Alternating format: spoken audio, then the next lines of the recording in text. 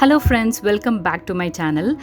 ரொம்ப நாளுக்கு அப்புறம் ஒரு கார்டனிங் வீடியோ இன்றைக்கி சேனலில் பார்க்க போகிறோம். என்னோடய கார்டன் அப்டேட் தான் இன்றைக்கி நான் காட்ட போகிறேன்.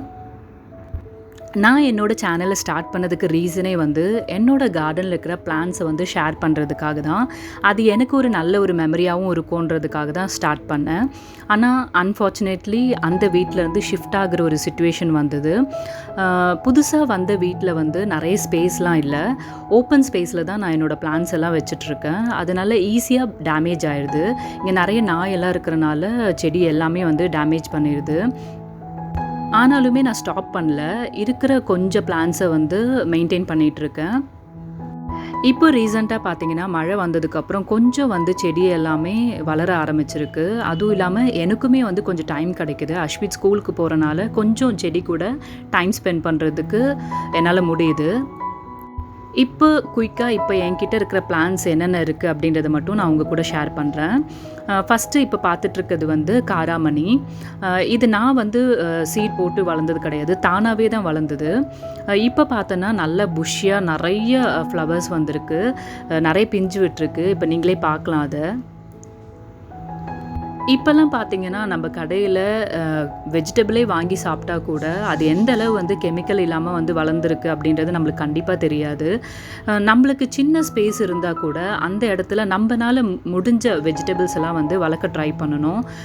என்னோடய கார்டனில் எப்போவுமே இருக்கிற 2 வெஜ்ஜிஸ் பார்த்தீங்கன்னா, ஒன்று சைனீஸ் பொட்டேட்டோ, இன்னொன்று டேரோ ஸ்டெம். ஏன்னா இது அதிகமாக மெயின்டைன் பண்ண தேவை கிடையாது. ஒன்ஸ் நம்ம வச்சுட்டோன்னா 6 மந்த்க்கு அப்புறம் ஹார்வெஸ்ட் பண்ணிடலாம். அது மட்டும் இல்லாமல் இதுக்கு நிறைய ஃபர்டிலைசரும் தேவைப்படாது.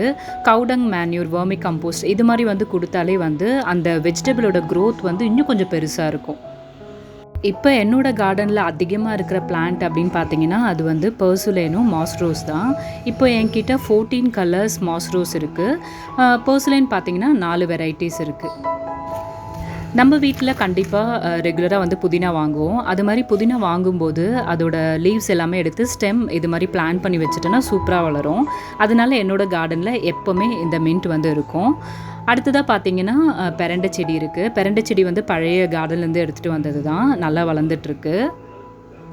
இது வீட்டோட ஆப்போசிட்டில் இருக்கிற ஸ்பேஸ். அங்கேயுமே நான் சேம்பு வச்சுருக்கேன், நல்லா வளர்ந்துட்டுருக்கு. பக்கத்துலேயே பார்த்தீங்கன்னா ரெயின் லில்லி இருக்குது.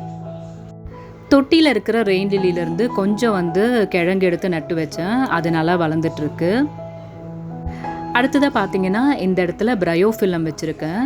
இதோட லீவ்ஸ் வச்சாலே போதும், நியூ பிளான்ஸ் வளரும். ஆல்ரெடி என்னோடய பழைய வீடியோஸ்லலாம் நான் ஷேர் பண்ணியிருக்கேன். இங்கேயும் பார்த்தீங்கன்னா சைனீஸ் பொட்டேட்டோ நிறைய வச்சுருக்கேன். நல்லா வளர்ந்ததுக்கப்புறம் ஸ்டெம்ஸ் எல்லாம் மாற்றி வைக்கணும். இது வரைக்கும் காட்டினது எல்லாமே கீழே இருந்த பிளான்ஸ். இப்போது பால்கனியில் 2 பிளான்ஸ் வச்சுருக்கேன். ஒன்று கருவேப்பிலை. இந்த கருவேப்பிலை செடி பார்த்திங்கன்னா லாஸ்ட்டு 3 இயர்ஸாகவே என்கிட்ட இருக்குது. கருவேப்பிலை வீட்டில் இருக்குது அவ்வளோ யூஸ்ஃபுல்லாக இருக்கும். ஒரு எமர்ஜென்சிக்கு டக்குன்னு நம்ம எதுனா கிரேவி தாளிக்கணும் அப்படின்னா டக்குன்னு இங்கேருந்து பறிச்சுட்டு போய் நம்ம யூஸ் பண்ணிக்கலாம். அதுக்கப்புறம் இங்கே பார்த்தீங்கன்னா ஹேங்கிங் பாட்ஸ்லேயும் கொஞ்சம் மாஸ்ரோஸ் வச்சுருக்கேன். ஃபைனலாக வீட்டுக்குள்ளே இருக்கிற பிளான்ஸ் பார்க்கலாம். என்கிட்ட ஆர்கிட் இருந்தது, ஜிசி பிளான்ட் இருந்தது. ஆர்கிட் இப்போ என்னோடய ஃப்ரெண்டு வீட்டில் வச்சுருக்கேன். கேரளா போகும்போது அங்கே எடுத்து போய் கொடுத்தேன், திருப்பி போய் வாங்கிட்டு வரணும். அது மட்டும் இல்லாமல் அங்கே அடினியம் ப்ளஸ் மாஸ்ரோஸ் எல்லாம் அங்கே வச்சுருக்கேன். இன்னும் போய் நான் எடுத்துகிட்டு வரல. என்னோடய பிளான்ஸ் எல்லாமே இந்த வாரம் தான் ரிட்டர்ன் எடுத்துகிட்டு வரணும். ஆல்ரெடி என்னோடய சேனல்லே ஜிசி பிளான்ட்டை பற்றி கம்ப்ளீட்டான வீடியோ நான் போட்டிருக்கேன். அதை செக் பண்ணி பாருங்கள். இந்த ஜிசி பிளான்ட்டோட ஸ்பெஷாலிட்டி என்னென்னு பார்த்தீங்கன்னா, இதுக்கு ஏரில் இருக்கிற டாக்ஸின்லாம் அப்சர்வ் பண்ணக்கூடிய கெப்பாசிட்டி இருக்குது. அதனால தான் நான் மெயினாக இந்த பிளான்ட்டை நான் க்ரோ பண்ணுறேன். அது மட்டும் இல்லாமல் இந்த பிளான்ட்டுக்கு பார்த்தீங்கன்னா ட்ராட் ரெசிஸ்டன்ஸ் கெப்பாசிட்டி இருக்கிறனால நம்ம ஃப்ரீக்வெண்ட்டாக தண்ணி ஊற்றணுன்ற தேவை கிடையாது. அதனால் ஆஃபீஸ் போகிறவங்க கூட இந்த பிளான்ட்டை நம்ம வீட்டில் ஈஸியாக க்ரோ பண்ண முடியும்.